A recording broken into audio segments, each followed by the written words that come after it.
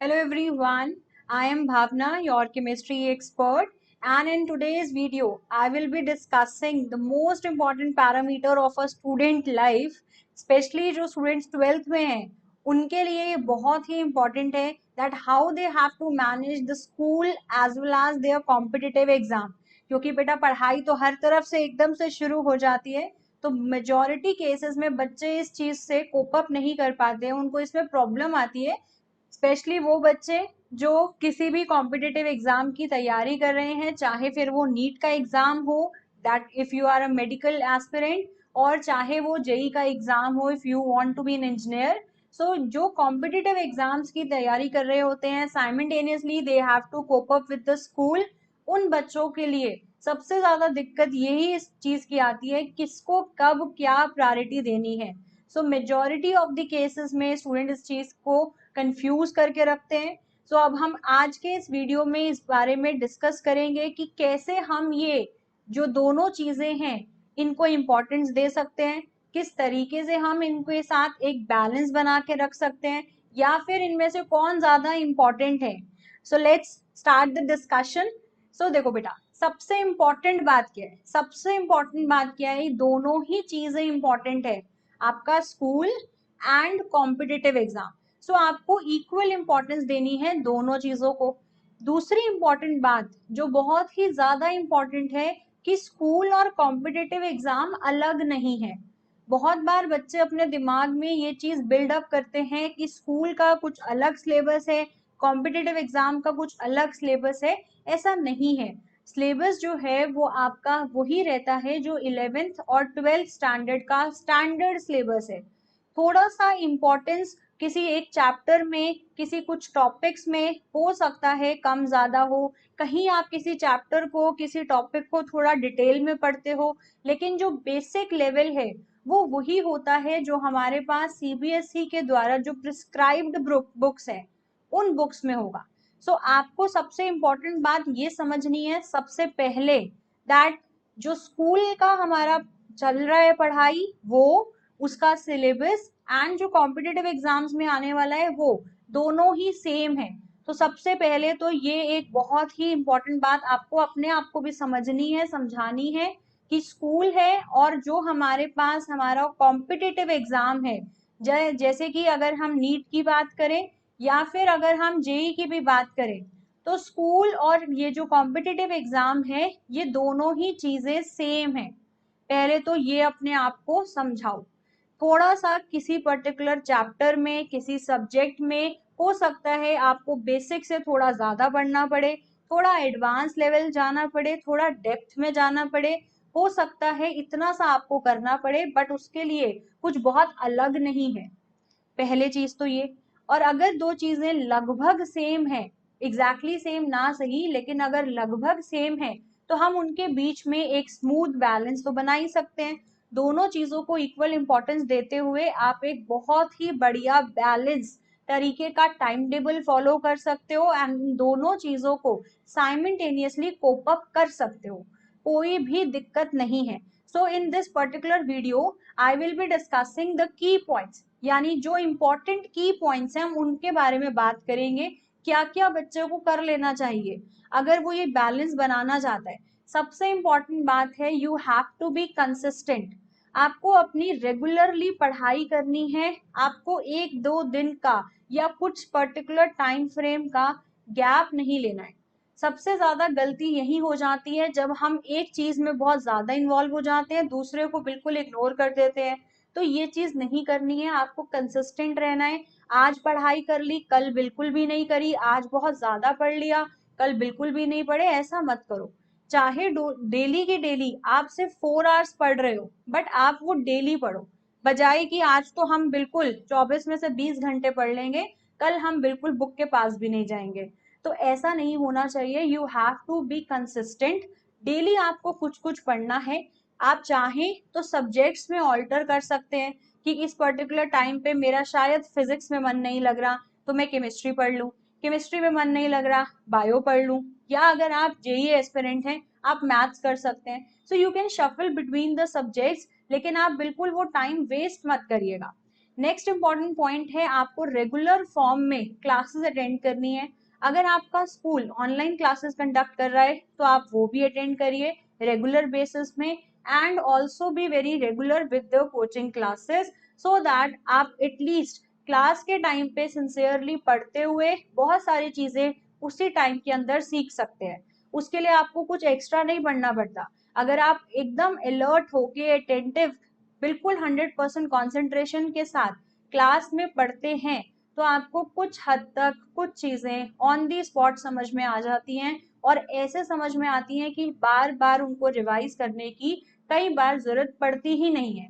तो ये चीज बहुत इंपॉर्टेंट है कि हम सिर्फ फिजिकली क्लास में प्रेजेंट ना हो बल्कि हम मेंटली प्रेजेंट हो।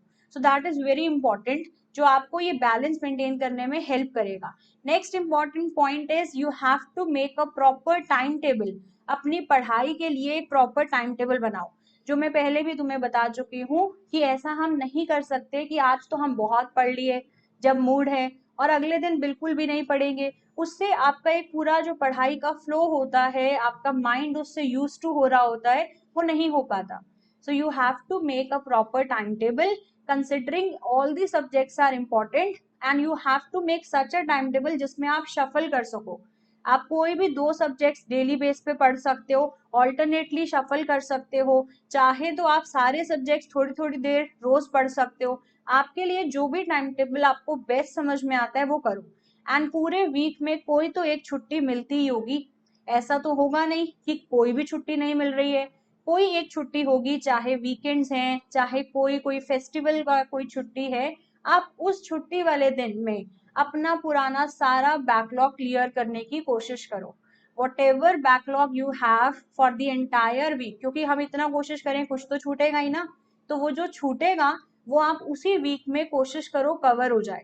उसको आगे तक मत पाइल अप करो। Try to finish whatever backlog you have in the same week, जो आपका वीकेंड पे जनरली पॉसिबल हो पाएगा। आप उस दिन थोड़ा ज्यादा पढ़ना अफोर्ड कर पाएंगे।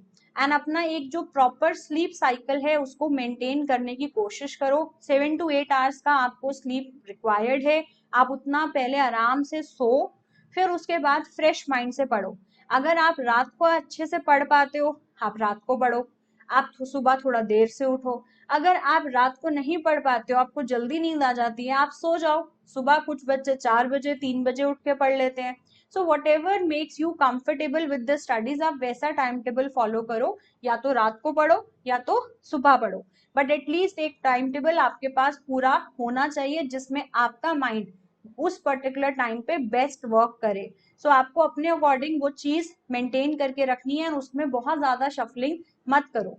जिस टाइम दिमाग चल रहा है ज्यादा अच्छे से पढ़ोगे तो चीजें अच्छे से याद हो जाएंगी, टाइम कम लगेगा। अगर हम सिर्फ किताब खोल के बैठे रहेंगे और हम कुछ पढ़ ही नहीं रहे, समझ नहीं रहे, तो कोई फायदा नहीं उसका। तो टाइम वेस्ट करने की कोई जरूरत नहीं है। Then you have to utilise your free time. जो भी टाइम है, वैसे तो देखो मेरे को पता है कि जो बच्चे होते हैं इस टाइम पे उनको ऐसे लगता है उनके पास फ्री टाइम है ही नहीं, क्योंकि उनका कुछ ना कुछ काम चलता ही रहता है। कभी भी अगर सोचोगे तो ऐसे लगेगा मेरे पास तो फ्री टाइम है ही नहीं।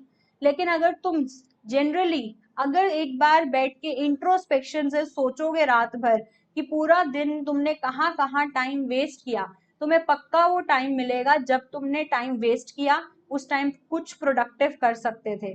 तो वो चीज ध्यान रखो। अपना उस फ्री टाइम में डिपेंडिंग अपॉन कितना टाइम स्पेयर कर सकते हो, कुछ ना कुछ शॉर्ट नोट्स जो अपने बनाए उनको रिवाइज करो। पूरा का पूरा चैप्टर रिवाइज नहीं हो पाएगा। अगर आपके पास 10 मिनट मिल रहे हैं आपको, तो पूरा चैप्टर मत लेके बैठो, एक टॉपिक लेके बैठो कि हाँ मुझे पता है मैं दिन में 10 मिनट एक्स्ट्रा और निकाल पा रही हूँ तो मैं इस चैप्टर का ये सब टॉपिक कर लूंगी, ये सब टॉपिक मैं अच्छे से कर सकती हूँ, तो उतना सा पोर्शन कर लो। एटलीस्ट वो टाइम वेस्ट नहीं होगा। पूरा चैप्टर एक साथ नहीं होगा, छोटे छोटे पीसेस में, बिट्स एंड पीसेस में chapter subtopic wise complete हो जाएगा। So you have to plan accordingly कि हम कहाँ कहाँ टाइम वेस्ट कर रहे हैं जो हम करने से रोक सकते हैं। ये है 4 कुछ important points. Next important point क्या है? सेल्फ स्टडी बहुत जरूरी है, जो कि बच्चे जनरली नहीं कर पाते क्योंकि वो अपने रूटीन में अपने आप को इतना बिजी फील करते हैं कि उनको लगता है अच्छा अब भी कोचिंग और स्कूल के बाद खुद भी पढ़ना है, मतलब ये भी एक नया टास्क है अब हमारे लिए। तो बिल्कुल पढ़ना है बेटा।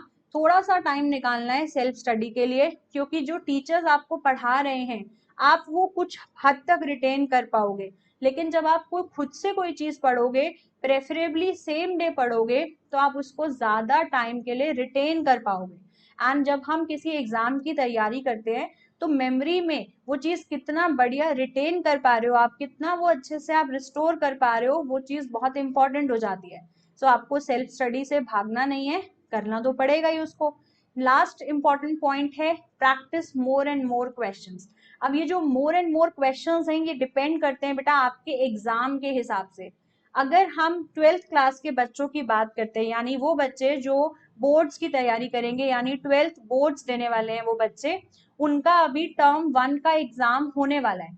तो जो टर्म 1 का एग्जाम है उसका आपको सैंपल पेपर भी मिल जाएगा। इजिली आप देख सकते हैं कि सब्जेक्टिव फॉर्म में ना होके ऑब्जेक्टिव क्वेश्चंस आपको दिख रहे हैं। सो जो टर्म 1 का एग्जाम है वो एमसीक्यू फॉर्मेट पे हर सब्जेक्ट का अभी प्रोबेबल है ऐसा ही होगा। तो जो कॉम्पिटिटिव एग्जाम है वो भी एमसीक्यू टाइप होता है। जो ट्वेल्थ क्लास का टर्म 1 का एग्जाम है वो भी एमसीक्यू बेस है। तो आप बहुत सारे एमसीक्यूज प्रैक्टिस कर लो, सो दैट आपको एक आइडिया लगे कैसे आप नेगेटिव मार्किंग से बच सकते हो, कैसे आप क्वेश्चन को इंटरप्रेट करते हो। और एमसीक्यूज बहुत ज्यादा प्रैक्टिस करने में ज्यादा टाइम भी नहीं जाता, सब्जेक्टिव आंसर तो लिखना नहीं है। अगर हमारे कॉन्सेप्ट क्लियर है, हमको फटाफट ऑब्जेक्टिव क्वेश्चन सॉल्व करने हैं। जो न्यूमेरिकल्स होंगे थोड़ा सा टाइम लेंगे। फॉर्मूलाज लर्न करने के लिए अलग से फॉर्मूलाज लिखो, एक हर एक चैप्टर का डिफरेंट एक पेज बना के रखो, एक डिफरेंट कोई छोटी सी नोटबुक बना लो जिसमें सिर्फ फॉर्मूलाज है। जैसे बस मान के चलो कि ये फॉर्मूला की कॉपी है, इसमें हर चैप्टर के काम के न्यूमेरिकल फॉर्मूलाज है।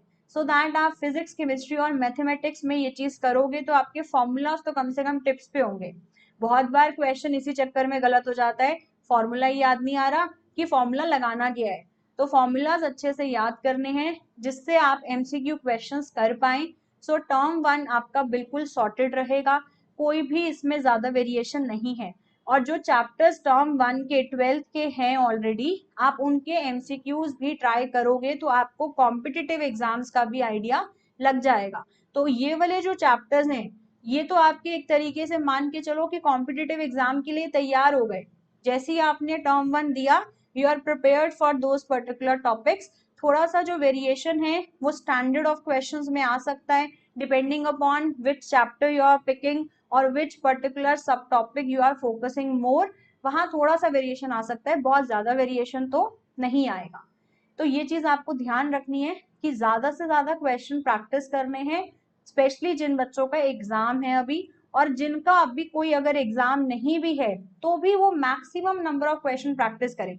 देखो होता क्या है, हमने कॉन्सेप्ट पढ़ा, हमको समझ में आ गया, हमको लगता है कि बस हो गया, कॉन्सेप्ट क्लियर है। अब उस कॉन्सेप्ट को अप्लाई कैसे करना है, जब हम क्वेश्चन पढ़ेंगे तभी तो समझ में आएगा। जब क्वेश्चन रीड करोगे तो आपको अच्छे से पता चलेगा कि अच्छा इस क्वेश्चन में ये लैंग्वेज यूज हुई है, इससे हमें ये फॉर्मूला रिलेट करके अप्लाई करना है। तो एप्लीकेशन ऑफ द कॉन्सेप्ट और the theory is only practice through question. आप क्वेश्चन से क्वेश्चन जितने ज्यादा प्रैक्टिस करोगे वही आपको बेनिफिट करने वाला है। सो ये कुछ अगर आप यहाँ पे देखो, so there are around 6 points, बस ये कुछ एक 6 पॉइंट्स है बेटा जो आपको उस बैलेंस को मेंटेन करने में हेल्प करेगा, जिस बैलेंस की हम बात कर रहे हैं, that you can still manage your school exams और your school level studies with your competitive exams. तो दोनों चीजें अलग नहीं है, तो अपने माइंड से वो वेरिएशन हटाओ, स्लाइटली डिफरेंट है, कंप्लीटली डिफरेंट नहीं है। जो स्कूल में पढ़ाया जा रहा है वैसा सा ही उसी कॉन्सेप्ट के बेस पे कॉम्पिटिटिव एग्जाम्स में आने वाला है। थोड़ा सा लेवल अप हो सकता है, बट उसके लिए आपको स्कूल लेवल जितना बेस तो चाहिए, तभी तो उसके ऊपर एक टॉल बिल्डिंग स्टेबल हो पाएगी। अगर बेस ही हमारा अच्छा नहीं रहेगा तो हम कैसे सोच सकते हैं कि हम एडवांस लेवल पे कुछ समझ जाएंगे।